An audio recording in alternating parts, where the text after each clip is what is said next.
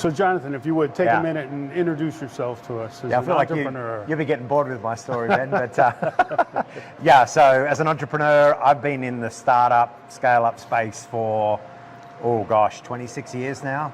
Started out in Australia, in Canberra in the tech sector, working with an online startup at the time that was building web-based products, which was pretty exciting. Today, you'd go, so what? But it was the 90s. And so that's where I kind of got into it and started to really connect with the whole startup scene in that city, which is very similar to like, here in Asheville and a very similar kind of deal. And so that's how I kind of got into it. I've always had a great love for entrepreneurs, people starting stuff. Not necessarily just tech, all over the place. I've got clients and have had experience in a lot of different areas. So it's been a long time. And then I was also a lobbyist. So I worked with federal government in Australia on that space as well, creating great ecosystems for Australian companies to start up and scale. So, And talk a little bit about your experience getting funding for small business. Yeah, well, it's funny, I'm in the thick of it right now with a company, and it's, as you know what the economy is like today, it's even when the economy's good, it's hard work. Yeah. And so a couple of things with funding that I've learned is getting runs on the board is really important. So what I mean by that is, most people understand what that means, but basically get some clients, get something happening, even if you've got to coax the client to come and to consume your service. Yeah. And so getting runs on the board is critical. They're going to look at that. They're going to look at what's the business doing. It's really interesting now, even when we start to talk about startups, most investors I've come across, what they're wanting to invest, like they'll call them high-risk startups, but these are companies that are already making revenue. Not necessarily profitable, but making revenue. So there's the whole game's shifted a lot. And so, there's maybe support groups, there's co-working spaces and that help with the really early, the pre-seed stuff. Right. But funding's tough, yeah. What advice do you have for first-timers, people that haven't gone through this fundraising effort? Anything in particular for that crowd? Be okay with failure. Make your peace with failure before you start, because something's going to fail. Yeah. Right, and so that may be that you've done as much as you can to squeeze the friends, families, fools kind of money, or your own savings, or whatever it might be, and now we're thinking about, okay, we need legitimate investors or outside money or those sorts of things. And so sometimes things just don't work. And so I would even say in that, as you're looking at that, like have a couple of different pivots and ideas in mind. The startup I'm working on right now, we've pivoted that thing twice, significant pivots. And so it seems like the pivot we're in now is the one that's getting all the traction. But it's, we were okay to walk away from some of the old technology, which we'd invested almost $2 million in. And so that had been invested in it. Yeah. So we weren't just hanging on to it doggedly. It was like, we've got to be okay with pivoting.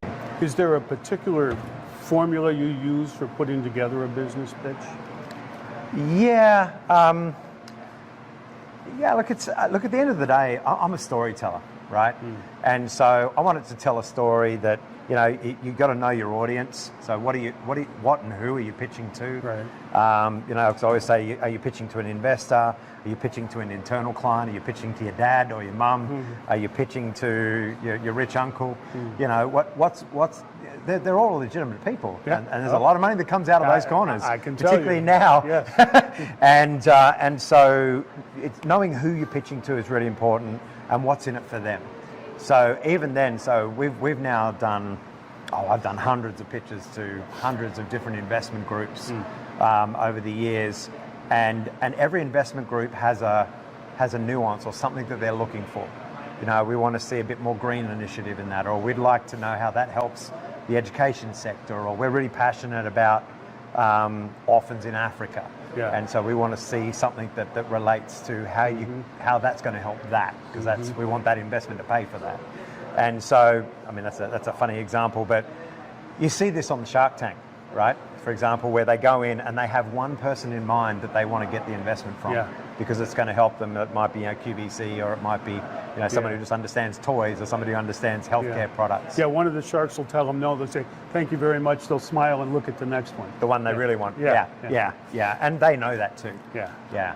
So in terms of the actual format of the pitch, obviously we're introducing a product. We're talking about the benefit it brings, what it is, all those sorts of things, and then really what you're asking for, and what the terms are. Okay. One of the things we're working towards in this particular class is the idea of the funding piece. So talk a little bit about the importance of understanding those. We're talking about 3 key financial statements, but there's really maybe 4 or 5. Is there some particular way you approach or look at bringing the finances into the I'll make sure someone else does them.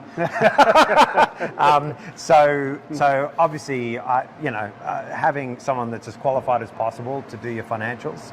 But again, they don't necessarily have to be rocket science either, right? They just got to show. So we did, particularly with this latest one we're working on, we actually have someone who's a qualified CFO, works with investment bankers, and she developed like these massive spreadsheets and things that make your head spin. But sometimes it's just a very simple, here's what's coming in, here's what's going out, here's what it's going to look like. The balance sheet, cash, and then cash flow is a big one. Because we know the 2 things that are important that we're aiming for here is profitability and cash flow. Right? Because you can be as profitable as you like, but you can still kill it by not having enough cash rolling through the door.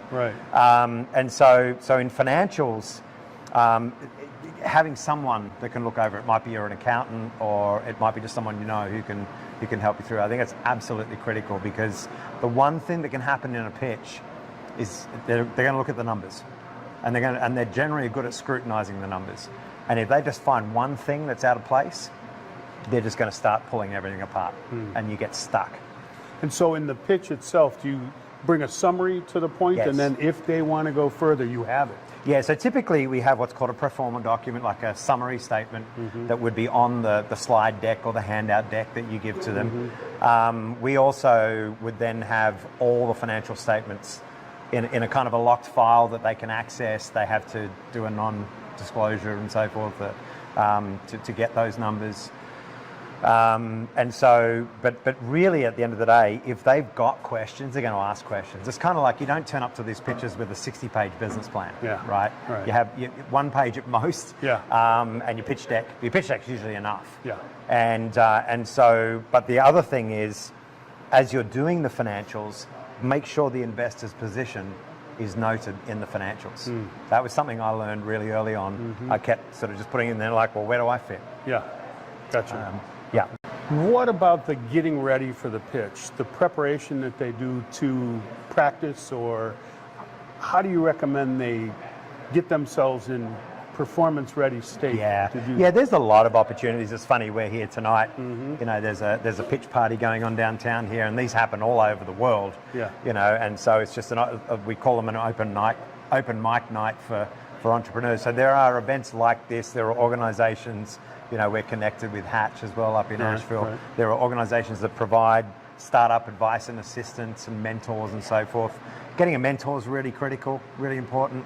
I think, don't just turn up, and don't just assume that you might be a very conversational, very laid back person, and they might be quite rigid, right? So you've got to know the room you're coming into. I always say, when you approach a room, check in with yourself, look around the room, what's going on, and then you speak. And so, but all of that happens in about 3 seconds. So you got to get good at that. What's going to happen is you're going to talk to a lot of different investors, a lot of different. But what I've found is they're just human beings, and they're actually happy just to have a conversation, so long as the data is there. Right? You've got to be organised. When it comes to your slides, make sure it's just consistent, branded if you have a brand, but it's some kind of consistent look and feel. Make sure that you've got the story straight and the story's logical and it progresses all the way through to the ask. There are plenty of, I'm sure you've got an example, there's plenty of like pitch deck, PowerPoint templates you can get online and things like that. So just having something that's consistent all the way through, story's consistent, what you say is consistent, and then understanding what do I need to add that's on screen versus what do I need to talk to. And of course the old death by PowerPoint, right? Keep the PowerPoint slides to a minimum. How many? 13 to 15. Okay. Yeah, depending on how, I mean, you might have some appendices as well. Yeah. So 13 to 15 tops, and you never turn around and just list off everything that's on the slides, right? So the slides ours are highly visual. Yeah. Right, so they'll have one or two statements on it, and we're talking to the rest. Excellent. So, yeah.